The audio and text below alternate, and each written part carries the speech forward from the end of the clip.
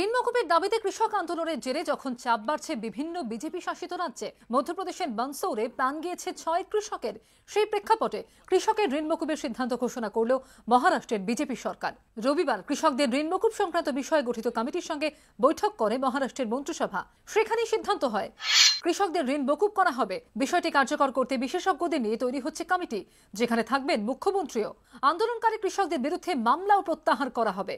স্বামীনাথন কমিটির সুপারিশ অনুযায়ী ঋণ মকুবের সিদ্ধান্ত নিলেও বেশ কিছু শর্ত রেখেছে মহারাষ্ট্র সরকার। তাদের ঘোষণা অনুযায়ী কোন কৃষকের 5 একর বা তার কম জমি থাকলে সঙ্গে সঙ্গে ঋণ মকুব করা হবে। 5 একরের বেশি জমি যাদের রয়েছে তাদের ঋণ মকুবের বিষয়টি খতিয়ে দেখতে তৈরি করা হয়েছে কমিটি। নতুন করে চাষের কাজের জন্য দ্রুত ঋণ দেওয়ার ব্যাপারেও সিদ্ধান্ত নিয়েছে মহারাষ্ট্র সরকার। একই সঙ্গে বেশি দামে কৃষকদের থেকে দুধ কেনার কথাও ঘোষণা করেছে দেবেন্দ্র फडणवीसের সরকার।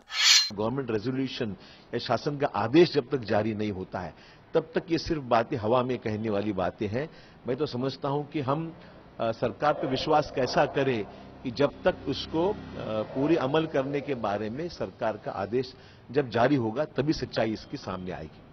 ঋণ মকুবের দাবিতে গত 10 দিন ধরে মহারাষ্ট্র জুড়ে আন্দোলনে নেমেছে কৃষক সংগঠনগুলি। কখনো রাস্তায় দুধ ফেলে, কখনো আনাজ ছড়িয়ে বিক্ষোভ দেখিয়েছেন কৃষকরা। সোমবার থেকে আরো বড় আন্দোলনের প্রস্তুতি চলছিল, কিন্তু মহারাষ্ট্র সরকারের এদিনের ঘোষণার পরই সোমবারের আন্দোলন স্থগিত করা হয়েছে। হচ্ছে না রেল রোকো কর্মসূচিও। তবে কৃষকদের হুঁশিয়ারি, সরকার কথা না রাখলে 26শে জুলাই থেকে ফের শুরু হবে আন্দোলন। অন্যদিকে কৃষক আন্দোলনে উত্তাল মধ্যপ্রদেশে এদিন অবশ্য নতুন করে কোনো অশান্তির খবর মেলেনি। রবিবার দুপুরে 28 ঘন্টার অনশন কর্মসূচির সমাপ্তি ঘোষণা করেন মুখ্যমন্ত্রী शिवराज सिंह चौहान।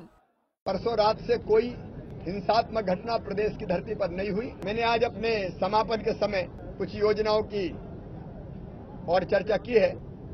जिनके मकान या संपत्तियों का नुकसान हुआ है उनको भी राहत की राशि दी जाएगी, लेकिन आग लगाने वाले तत्वों को पहचान के कार्रवाई भी की जाएगी।